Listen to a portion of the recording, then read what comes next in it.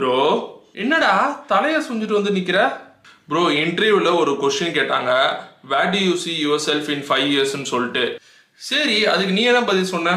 Bro எப்படியும் நான் என்ன ஆன்சர் சொன்னேன்னு சொல்லிட்டு நான் உங்கள்கிட்ட சொன்னேன்னா அந்த ஆன்சர் வந்து கன்ஃபார்மா தப்பு, இப்படி ஒரு ஆன்சர் யாராச்சும் சொல்லுவாங்களா அப்படின்னு சொல்லிட்டு நீங்க கேட்பீங்க. அதுக்கு பதிலாக அந்த கொஸ்டினை ஏன் கேட்டாங்க, அதுக்கு எப்படி வந்து ஒரு சூப்பரான ஆன்சர் சொல்றது நீங்களே சொல்லிட்டீங்கன்னா எல்லாருக்குமே கொஞ்சம் தெளிவாயிடும் ப்ரோ.